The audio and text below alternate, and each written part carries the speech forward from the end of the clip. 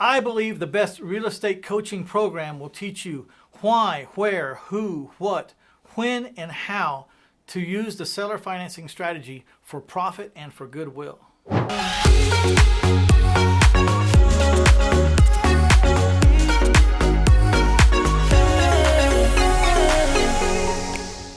So why is seller financing so attractive?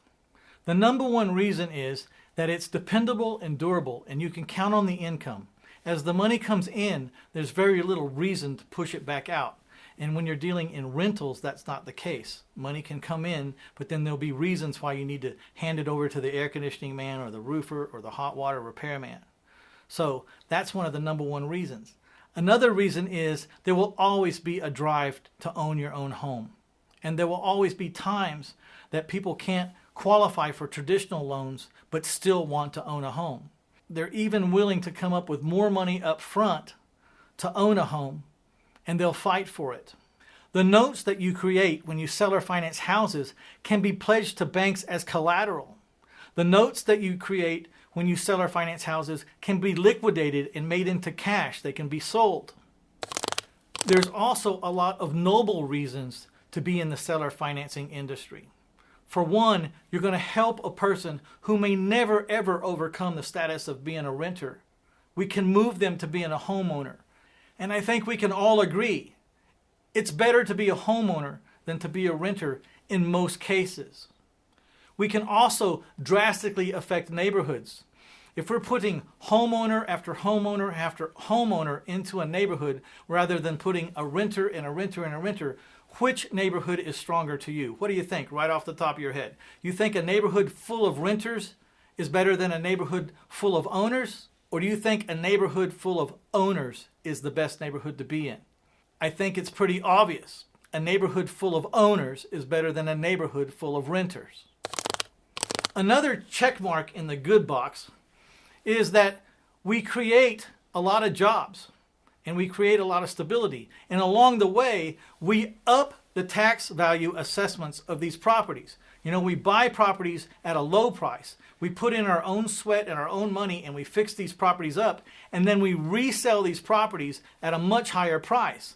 Now these houses are on the tax rolls at a much higher tax assessment, and that means there's more money coming in for government municipalities. You know, there's more money coming in for your schools or your fire department or your hospitals or your policemen. Whatever it is that this money from property taxes go to in your county, there's more of it, and a lot more of it. Because once we take these crack houses and then fix them up into livable, nice, decent houses, you know, now they're assessed at a higher level. And this is just good all the way around.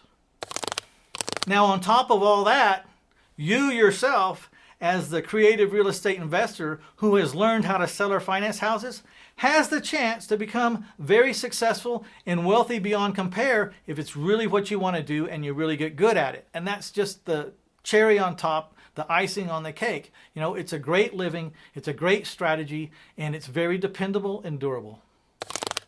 Seller financing works best in the medium to low income range. That is different in a lot of cities. You know, in San Antonio, the median house price is around $350.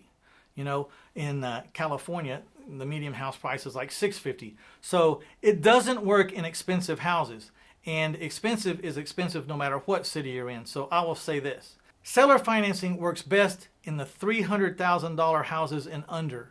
And the cheaper the houses are, the better seller financing works. You may want to make a note that it's also safer to deal in the lesser houses.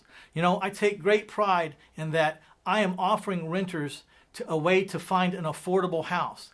These affordable houses are equal to what they're paying in rent practically. So that's the whole trick, is to make sure that you're trying to sell or finance a house to someone and the mortgage payment is equal to or just about equal to what a person has to pay in rent.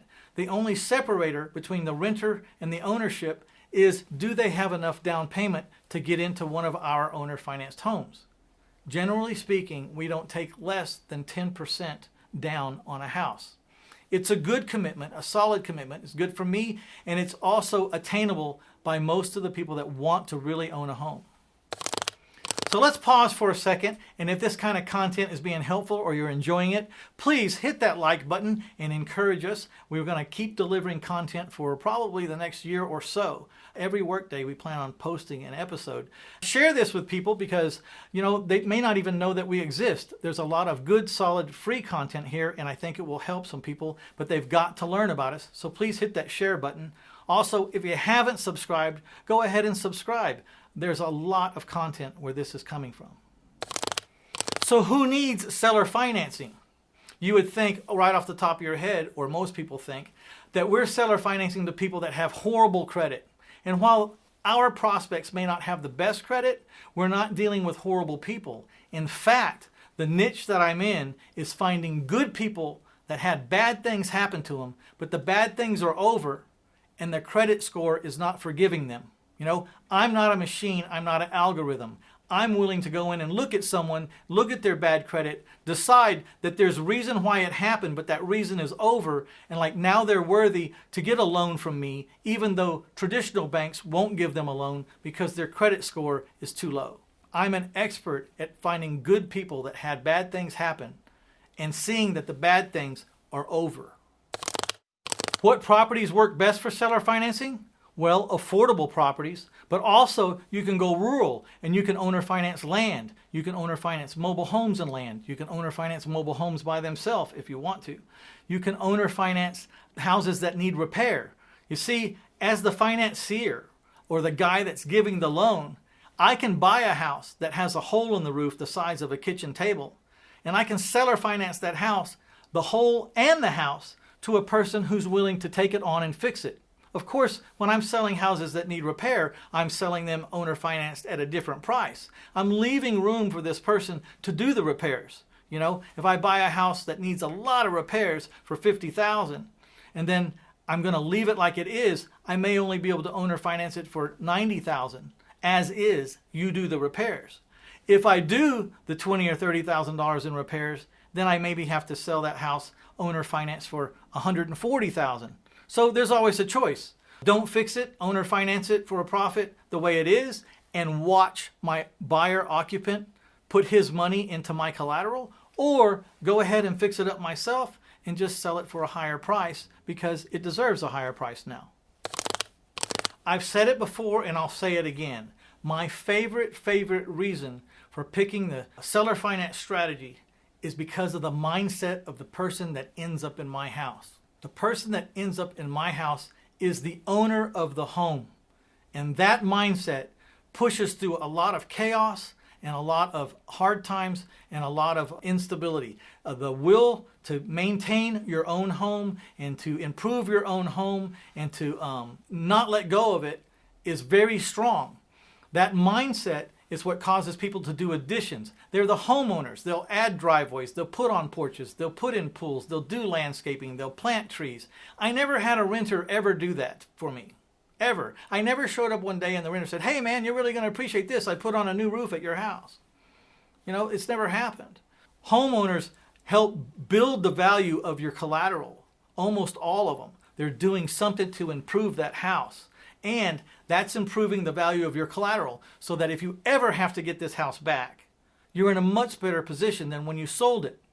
Typically, as a landlord, if you get a house back, it is not in better condition than when you rented it to them. I think we can all agree on that. So it's a very different dynamic, the mindset that's inside the house. I love the owner mindset compared to the renter mindset. There's no comparison at all. If this seller financing strategy sounds good to you, then I want to offer you a chance to watch a free webinar called The Art of Creative Real Estate Investing. You just go to 1000houses.com, find it there in the free stuff on the homepage, click on it. It's digital. It'll be downloaded to you in a few seconds, and boom, you're going to be learning all about everything I know about seller financing. 20 plus years of experience, over 2,000 houses I've seller financed. Please listen to me when I tell you, I know this strategy very well. It's not because I'm the smartest guy in the room. It's because I've been in the same strategy niche for over 20 years, and I've seen a lot of things happen in those 20 years, both good and bad. So I'm going to tell you everything I know, and I'm going to start off in that webinar just priming you up for all the good things in advance if you're going to pick that strategy.